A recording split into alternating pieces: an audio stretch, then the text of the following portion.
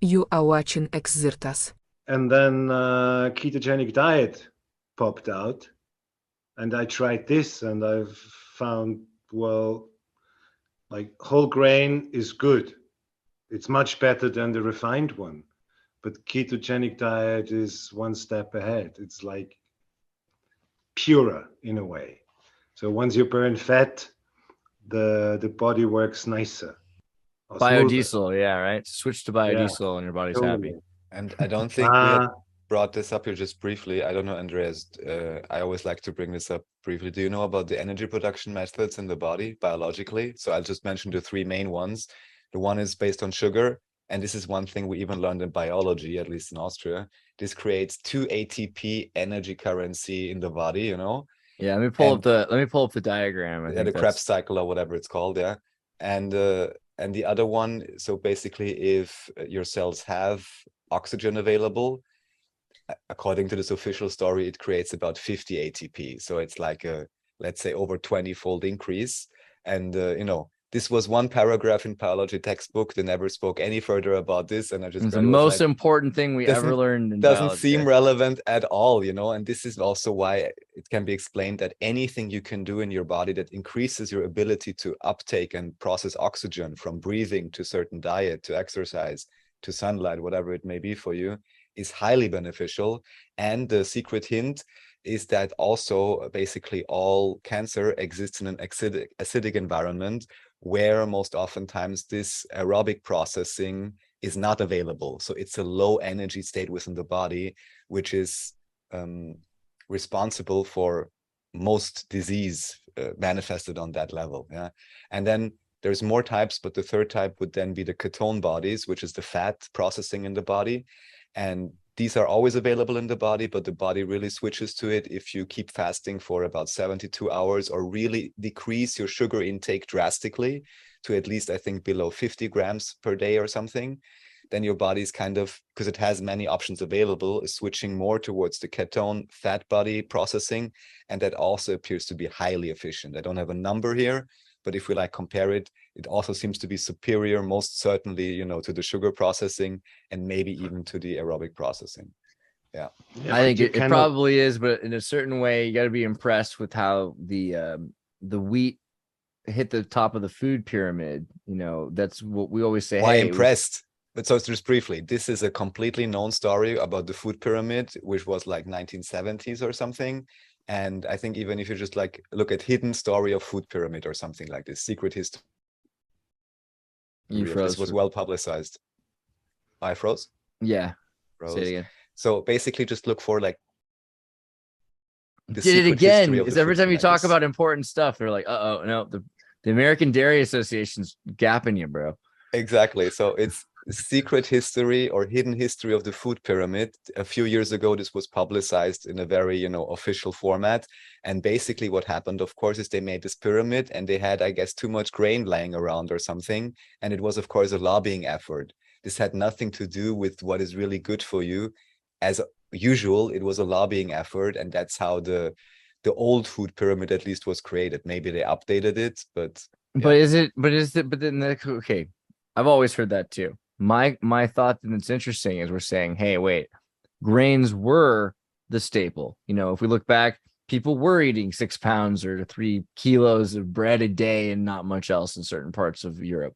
Was that during the Dark Ages? Did the Dark Ages exist? Or is that just the way people used to live off pumpernickel because it was a dense German bread with seeds in it and things? And then, you know, why is it still on the food pyramid? Is it really an accident that this is the foundation? Or are they telling us that now? Are they saying now to you, hey, you know what?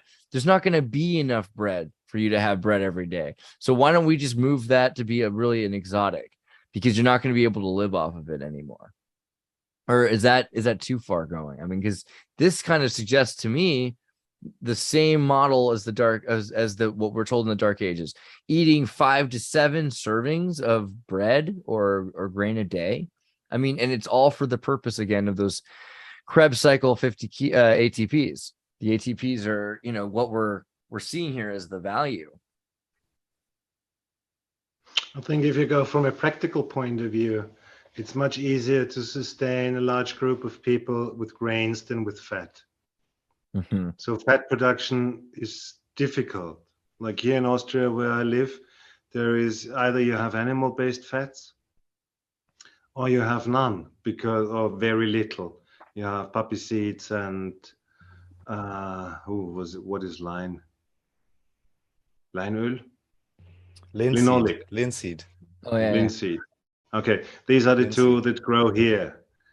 But it's not as efficient like potatoes or grains. So if you have a large population, which I think, like from an historical point of view, makes sense that when we switched from nomad living to stay local, you can't sustain a large local population with fat. It would be possible by nature, like from the metabolism, but it's not possible from the point of view of agriculture. Tribal is okay, like First Nations, looks like they did when they go for the buffalo or for the Inuit go by fish, but they always had to have fiber. I think what's important in this point of view is that you have to add the microbiome, and like my amateur view would be that we have an earth within us. It's like, don't know if the earth is hollow, but we are. And we are like, we have this huge population inside of us, and it has a very important effect on our brain. Really an important effect on our brain. When I stopped smoking for the first time, for some reason, my mind started to see cigarettes for like 1 kilometer sharp.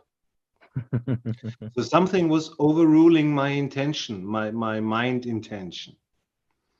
And we know now that if we cut the nerval connection from the what's called enteric nervous system, like the brain in the belly, if we cut the connections to the head brain or brain, the effect goes away.